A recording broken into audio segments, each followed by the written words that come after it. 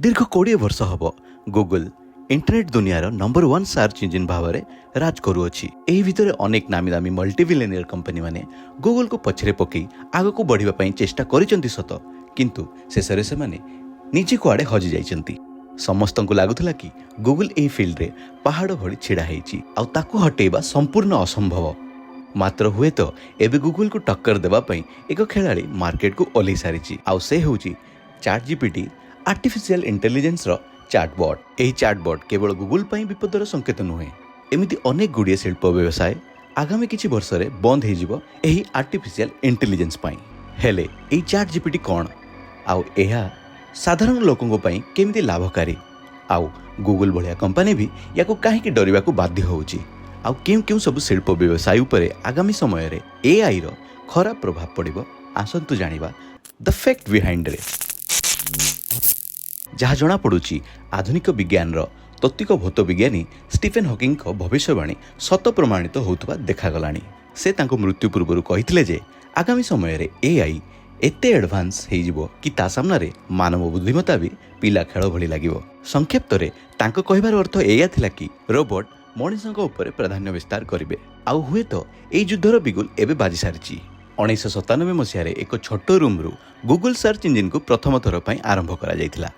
Google रो 25 वर्ष रु भी अधिक इंटरनेट दुनिया रे आधिपत्य विस्तार करिबा सबुटु बड़ कारण हैला आम प्रश्नर गूगल देई पारथुवा अति शीघ्र आ सटीक फलाफल।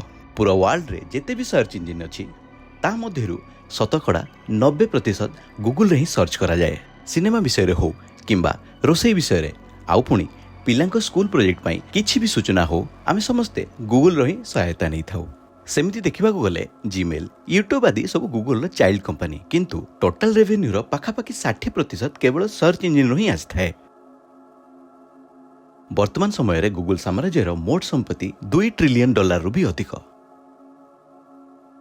एसबु मध्य भी गूगल निजको एते असुरक्षित मन करछि जे ताकू इंटरनल रेड कोड जारी करबाकू पड़िथिला। प्रसिद्ध न्यूज बिजनेस इनसाइडर एक रिपोर्ट अनुसार गूगल रो मैनेजमेंट निज कर्मचारी माननकू राताराति प्रसिद्ध लाभ करथिबा चैट जीपीटी एआई प्रोग्राम ठारू सतर्क रहिया पई एक सर्कुलर भी जारी करथिला। चैट जीपीटी होची वास्तव रे एक आर्टिफिशियल इंटेलिजेंस चैटबॉट जी एक मनीष परी आपनक सह कथा ही थाए। ताकू जहाँ भी प्रश्न करा जाए अति शीघ्र यार उत्तर देवा पई से सामर्थ्य थाए, किंतु एई काम तो गूगल भी करे।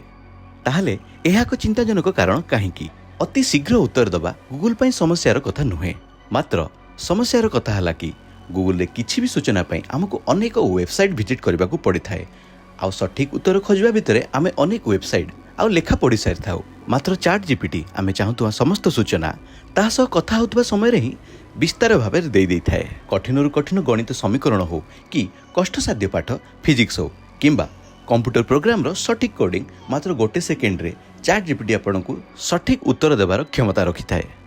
चैट जीपीटी रो एई बळी किछि सुविधा आपण आउ को सर्च इंजिन रे पाइबेनी। जदि कहा जाए कि चैट जीपीटी एक हाईली क्वालिफाइड टीचर ताहले किछि अतृप्ति हबो नाही। आसंतु एक छोट परीक्षा करिके यह जानि जिबा। धरि नियंतु दीटा समान गाड़ी अछि आउ दुई जनकू समान रास्ता रे 100 किलोमीटर बाट अतिक्रम करिवार अछि। कार ए जाए 140 किलोमीटर प्रति घंटार बेगरे आउ ताकू माइलेज मिले 12 किलोमीटर प्रति लिटर। अन्य पक्षरे कार बी जाए 90 किलोमीटर प्रति घंटा बेगरे आउ ताकू माइलेज मिले 15 किलोमीटर प्रति लिटर।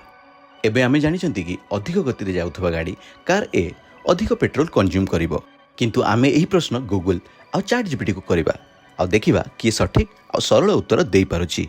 गूगल सर्च रे हमको किछि एही बळी रिजल्ट मिलिबो जहाँ स्पष्ट भाबरे आम प्रश्नर उत्तर नुह। एही वेबसाइट गुड़िकरे निश्चित भाबरे आम प्रश्नर समाधान थिबो, किंतु आमको सीधा सड़क भाबरे उत्तर मिलिबो नाही। चलंतु जिबा चैट जीपीटी पाखकू। एठी एआई चैटबॉट आम प्रश्न को देखि अति सहज रे हिसाब कर देला को गाड़ी केते लिटर पेट्रोल कंज्यूम करिवो। मात्र यह तो अति सरल प्रश्न थिला। Chat GPT US medical licence परीक्षा, लॉ परीक्षा आउ एमबीए पेपर भी पास कर सारछि। एही सब असाधारण क्षमता पई चैट जीपीटी राताराति समस्तक नजर रे आसी जाइछि। चैट जीपीटी आरंभ हवा मात्र 2 मास भितरे 10 कोटी लोक याको व्यवहार करबा आरंभ कर दैथिले। जदि देखा जाए तो जेते यूजर चैट जीपीटी को मात्र 2 मास रे मिलिथिले सेते यूजर पाया पई टिकटॉक को 9 मास आउ इंस्टाग्राम को 30 मास आउ यूबर आउ गूगल ट्रांसलेटर को 70 मास रु भी अधिक समय लागि जाइतिला। जेमिति पूर्वरु आमे जानिले कि गूगल रो मोड रेवेन्यू रो 60% केवल सर्च इंजिन रु आस्थाए।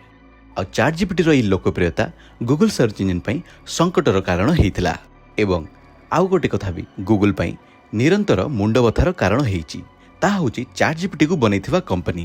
ହଁ, ଚାଟ୍ ଜିପିଟିକୁ ବନେଇଥିବା କମ୍ପାନୀ ତ ହେଉଛି ଓପନ୍ ଏଆଇ, ମାତ୍ର ଏହା ପଛରେ ମାଇକ୍ରୋସଫ୍ଟର ବି ହାତ ଅଛି, ଯିଏକି ଗୁଗଲର ଅନ୍ୟତମ ପ୍ରତିଯୋଗୀ। ଆଉ ମାଇକ୍ରୋସଫ୍ଟର ବି ନିଜ ସର୍ଚ୍ଚ ଇଞ୍ଜିନ୍ ଅଛି, ଯାହା ହେଉଛି ବିଙ୍ଗ।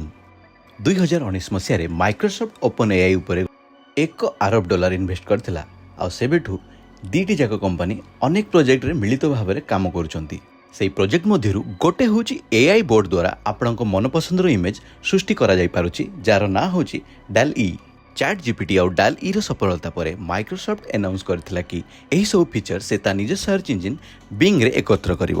ଆଉ ଏହି କଥା ଗୁଗଲ ପାଇଁ କୌଣସି ଦୁଃସ୍ୱପ୍ନ ଠାରୁ କମ୍ ନୁହେଁ। ଆଜିର ଏହି ଆଇଟି ଦୁନିଆରେ ଆମେ ସମସ୍ତେ ଜାଣନ୍ତି କି ଯିଏ ଭଲ ଆଉ ସହଜ ଉପାୟରେ ସେବା ପ୍ରଦାନ କରିବ, ଲୋକେ ତା ପଟକୁ ଢଳିଯିବେ। କିଛି ବର୍ଷ ତଳେ ସମାନ ଢାଞ୍ଚାରେ ଗୁଗଲର ସୋସିଆଲ ମିଡ଼ିଆ ପ୍ଲାଟଫର୍ମ ଅର୍କୁଟକୁ ଫେସବୁକ୍ ରିପ୍ଲେସ୍ କରିଥିଲା। ଆଉ ଏହାର ପୁନରାବୃତ୍ତି ନ ହେବା ପାଇଁ ଗୁଗଲ ମଧ୍ୟ କିଛି ପଦକ୍ଷେପ ନେଇଛି। 2022 ମସିହାରେ କୋଡ୍ ରେଡ୍ ଜାରି କରିଥିଲା ଆଉ ତାର 1.5 ମାସ ପରେ ଚାଟ୍ ଜିପିଟିକୁ ଟକ୍କର ଦେବା ପାଇଁ ବାର୍ଡ ନାମକ ଏକ ଏଆଇ ବୋଟ୍ ଉପରେ କାମ କରିବା ଆରମ୍ଭ କରିଦେଇଥିଲା, ଯାହା ଏବେ ଗୁଗଲ ଜେମିନି ନାଁରେ ଜଣାଶୁଣା। ଆଉ ଗୁଗଲର ସିଇଓ ସୁନ୍ଦର ପିଚାଇଙ୍କ କହିବା କଥା କି ଏହା ଚାଟ୍ ଜିପିଟି ଠାରୁ ବି ଅଧିକ ଶକ୍ତିଶାଳୀ। ଅର୍ଥାତ୍ ଚାଟ୍ ଜିପିଟି ଆଉ ଜେମିନି ମଧ୍ୟରେ ପ୍ରତିଯୋଗିତା, ଯାହା ଅନ୍ୟ କିଛି ନୁହେଁ, ଗୋଟେ ବଡ଼ ଏଆଇ ୱାର୍ର ଆରମ୍ଭ ମାତ୍ର। ଏଆଇ ବୋଟ୍ କେବଳ ତା ନିଜ ଭିତରେ ପ୍ରୋଗ୍ରାମ କରାଯାଇଥିବା ତଥ୍ୟକୁ ଆମ ସାମ୍ନାକୁ ଆଣେନି, ମାତ୍ର ଏଆଇ ବୋଟ୍ ପାଖରେ ନିଜସ୍ୱ ଚିନ୍ତା କରିବା କ୍ଷମତା ବି ରହିଛି। ଯେମିତି ମାନବ ବୁଦ୍ଧିମତ୍ତା ବି ସମୟ ଆଉ ଅନୁଭବ ସହ ଉନ୍ନତ ହେଇଯାଇଥାଏ, ସେହିଭଳି ଭାବରେ এই ଏଆଇ ବୋର୍ଡ ଗୁଡ଼ିକର ବୁଦ୍ଧିମତ୍ତା ବି ସମୟ ଅନୁସାରେ ପରିପକ୍ୱ ହେଇଯାଉଛି। ଏବେ ଯାଏଁ ତ ଏମାନଙ୍କ ପାଖରେ ଅନୁଭବ କିମ୍ବା ଫିଲିଂସ୍ ନାହିଁ, କିନ୍ତୁ ଆଗାମୀ ଭବିଷ୍ୟତରେ ଏଆଇ ପାଖରେ ଫିଲିଂସ୍ ଜନ୍ମ ନେବା କିଛି ଅସମ୍ଭବ କଥା ନୁହେଁ, ଯାହା ଆମ ଦୁନିଆ ପାଇଁ ବହୁତ ବଡ଼ ବିପଦପୂର୍ଣ୍ଣ ହୋଇପାରେ। ଏଆଇ ବୋର୍ଡ ମଣିଷଙ୍କ ପାଇଁ ଯେତେ ସାହାଯ୍ୟକାରୀ ସେତେ ଅନିଷ୍ଟକାରୀ ମଧ୍ୟ। ସବୁଠୁ ବେଶୀ କ୍ଷତି ଆମ ମଣିଷମାନଙ୍କୁ ହିଁ ହେବ, ଯେଉଁଠି ରାଇଟର, ପ୍ରୋଗ୍ରାମର ଆଉ କଲ୍ ସେଣ୍ଟର ଆଦି ଜଡ଼ିତ ଅଛନ୍ତି। ସର୍ବପ୍ରଥମେ ତ ମଣିଷର ମସ୍ତିଷ୍କ ଆଜିକାଲି ସୋସିଆଲ ମିଡ଼ିଆ ଆଉ ମୋବାଇଲ ଫୋନ୍ କାରଣରୁ ବ୍ୟବହାର କରିବା ପ୍ରାୟ ବନ୍ଦ ହେଇଯାଇଛି, ଆଉ ସେ ଏବେ ଆହୁରି ସୃଜନଶୀଳ ହେବା ବନ୍ଦ କରିଦେବ। ଚାଟ୍ ଜିପିଟି ମାତ୍ର କେଇ ସେକେଣ୍ଡରେ କୌଣସି ବି ନୂଆ ପ୍ରୋଗ୍ରାମିଂ କୋଡ୍କୁ ବନାଇବା ପାଇଁ ସକ୍ଷମ। ମାତ୍ର ଏତିକି ନୁହଁ, ଚାଟ୍ ଜିପିଟି ପୁରୁଣା କୋଡିଂରୁ ବି ଭୁଲ ବାହାର କରିକି ତାକୁ ପରିବର୍ତ୍ତନ କରିପାରେ। ଏହା ବ୍ୟତୀତ content writing, blogs, research paper ଆଦି କରୁଥିବା ବ୍ୟକ୍ତିଙ୍କୁ ନିଜର ଜବ୍ ବଦଳାଇବାକୁ ପଡ଼ିପାରେ। କାହିଁକି ନା ଯେଉଁ କାମ ଆଗ ଦିନ ଦିନ ଧରିକି କରାଯାଉଥିଲା, ତାହା ଏବେ ମାତ୍ର କିଛି ସେକେଣ୍ଡରେ ହେଇଯାଉଛି କେବଳ ଚାଟ୍ ଜିପିଟି ପାଇଁ।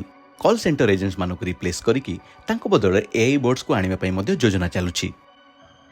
ସାମଗ୍ରିକ ଭାବରେ କହିବାକୁ ଗଲେ ଏଆଇ ପାଇଁ କୌଣସି ବିଷୟରେ ସୂଚନା ପାଇବା ବହୁତ ସହଜ ହେଇଯାଇଛି, ମାତ୍ର ସେହିଭଳି ଅନେକ ଲୋକଙ୍କ ବେକାରୀ ସମସ୍ୟା ବଢ଼ିଯିବାର ସମ୍ଭାବନା ମଧ୍ୟ ରହିଛି। ଆଶା କରେ କି ଦ ଫ୍ୟାକ୍ଟ ବିହାଇଣ୍ଡର ଏହି ଭିଡ଼ିଓରୁ ଆପଣମାନେ କିଛି ଫ୍ୟାକ୍ଟ ନିଶ୍ଚୟ ପାଇଥିବେ, ଆଉ ଆପଣଙ୍କ ମତାମତ କମେଣ୍ଟ କରି ନିଶ୍ଚୟ ଜଣାଇବେ। ପୁଣି ଦେଖାହେବ ଏମିତି ଏକ ନୂଆ ଇନଫର୍ମେଟିଭ୍ ଭିଡ଼ିଓରେ।